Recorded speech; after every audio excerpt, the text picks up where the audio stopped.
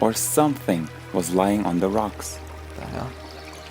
We thought it might have been someone who needed help, so without any hesitation, we crossed to the other side.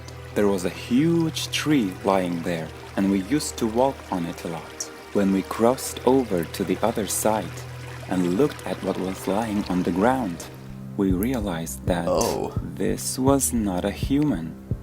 It was some kind of a creature. Right away, we remembered that terrible scene from our early childhood, that bony hand from the well, which clung to Max's head. From their childhood, they've seen this thing before? Oh my god, yeah, that definitely wasn't human. You know, the worst part about this is that I used to do that. I used to go to the local, creek, and there was always those fallen trees you could cross over to the other side of the bank that wasn't regularly accessible. I could have run into one of those, whatever the hell that was. It looked like the rake. Like, I know that's Lucy's thing, is to call out the rake when she sees it, but that looked like the rake. Goodness gracious. The next night while I was closing up, I saw a dark figure standing outside in the distance, and it was too far for me to make out who it was. I began to worry, so I tried to hurry as fast as I could to finish up my work so I could go home. The last thing I had to do for the night was stock the freezer. As I was stocking the shelves, I heard footsteps, then I heard the door shut behind me. I immediately got up and ran toward the door, but then I noticed it was locked. I yelled to whoever it was to let me out, but they ignored my request as I felt the temperature decreasing by the second. Ooh. That is a nightmare, getting locked in the walk-in freezer. I feel like I've made reference to that in some video. That's terrifying. The walk-in freezer is scary enough without actually getting shut into it. Has anyone seen the house that Jack built? Where he builds the corpse castle in the walk-in freezer after attempting to shoot a sniper rifle through like 8 heads at once.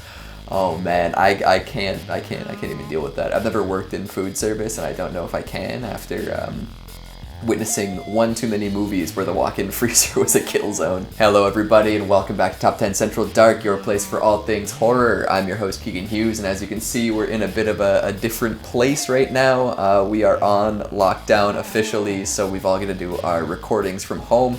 Hopefully this is somewhat reminiscent of the experience you've come to expect. I still think it's pretty scary. In fact, the fact that I'm doing this in my own home and, putting this, this safe place at risk of spooks and scares is, I'm doing a service, doing a great service for y'all. Hopefully these big headphones aren't too distracting. These are the scary animations that will give you chills. Let's get to it.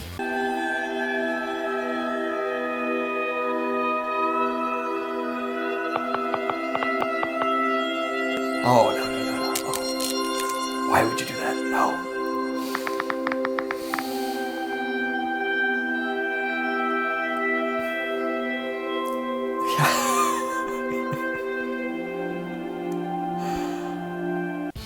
Yeah, that seems to be the appropriate reaction to yanking your fingernail off with a rusty nail. Is just walk across the room and fall flat on your face. Oh boy, I'm getting some salad finger vibes from this, but I guess a little less expertly animated. Still just as disturbing though. There's a very creepy aroma about this video. I can smell it. I felt at ease. I heard another horrible sound. I heard a sharp scream that sounded like a man, then a loud thud, as if someone had dropped on my ceiling, followed after. I covered my head with a blanket. My hands and whole body shivered, and after 10 minutes of nothing, I peeked outside. It was completely quiet. I saw and heard nothing, but I couldn't fall back asleep that night. Yeah, I mean, that's the move, right? Is just to burrow into the blankets and hope that nothing gets you. It's not the smartest move, but it sure does make you feel safer, doesn't it? I don't know if I would react that way. I think I'd have to go investigate, grab the nearest heavy, blunt object and go for it. In this case, I don't know what that would be. Oh, perfect. Excellent. I can beat the hell out of somebody with this. Not long after, they came closer to me saying that they have my present. It was the cake they made. It looked like a normal cake, but smelled really bad. I don't trust these And twins. it looked like it was rotting for a long time. Oh.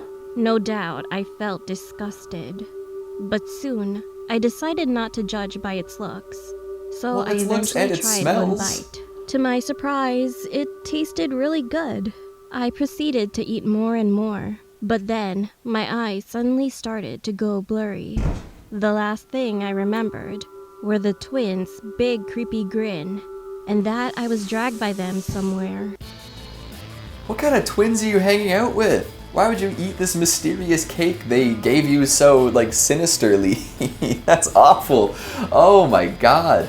And if food smells bad, you don't eat it. Like, it doesn't matter how nice it looks, it doesn't matter if it was a gift. Like, you don't get over that. You're like, this cake smells rotten. I don't want to eat rotten food. And obviously that was the wrong choice. She got knocked out. It was poison.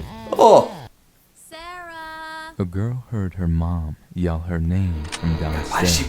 Why is she moving like that? So she got up Oh. and started to head down. Why are you moving like that, Sarah? As she got to the stairs, her mom pulled her into her room and said, Why are you guys doing? I heard it too.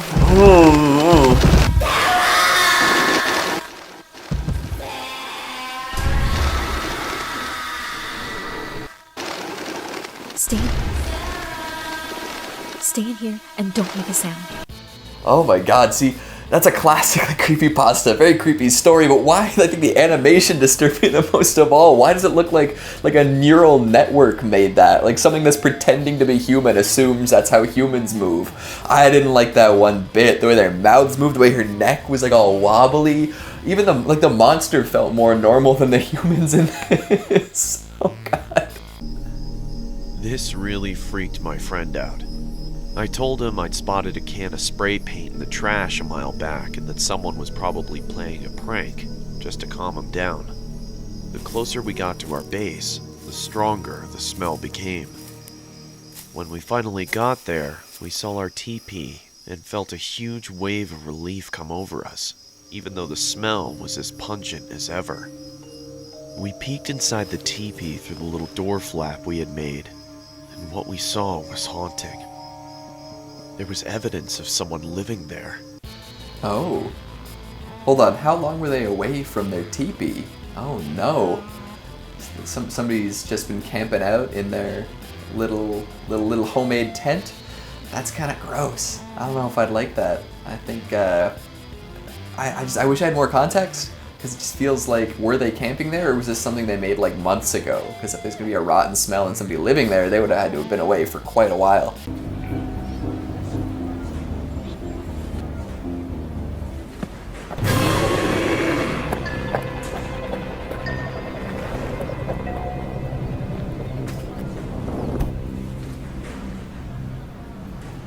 Oh no.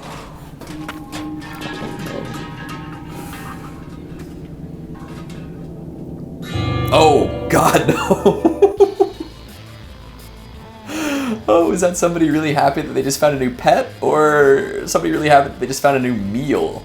I would not want to live in this world. I don't think anything that's good. Even the dog, like, it's kind of cute. It's pretty creepy. It looks like it's made of a bunch of like flesh pieces from random animals stuck together.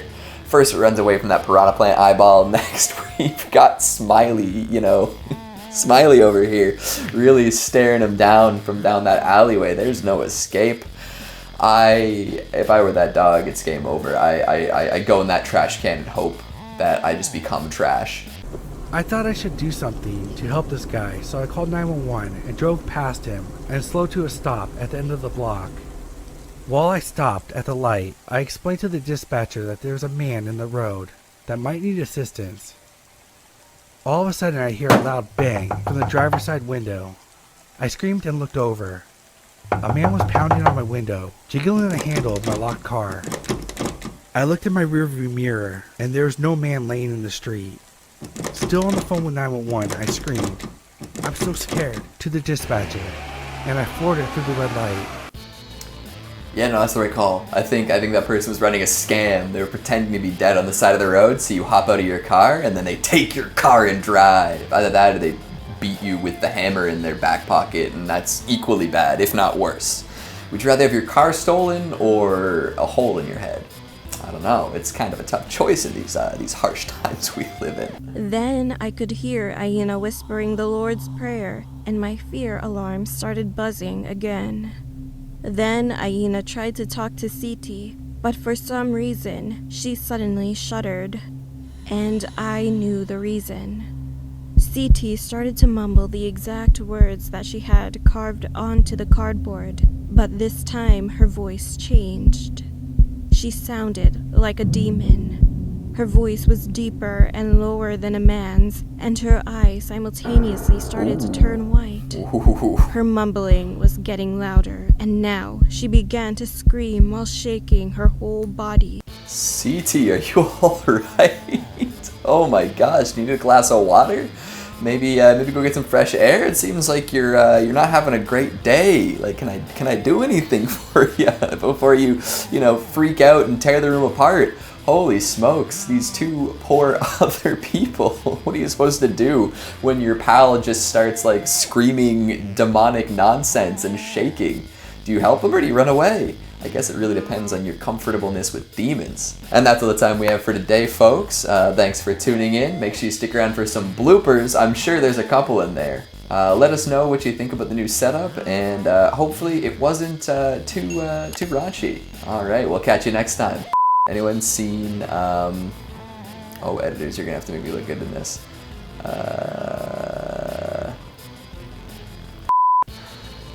I'm doing the oh boy thing again. But Chris isn't here to laugh with me. That's so depressing.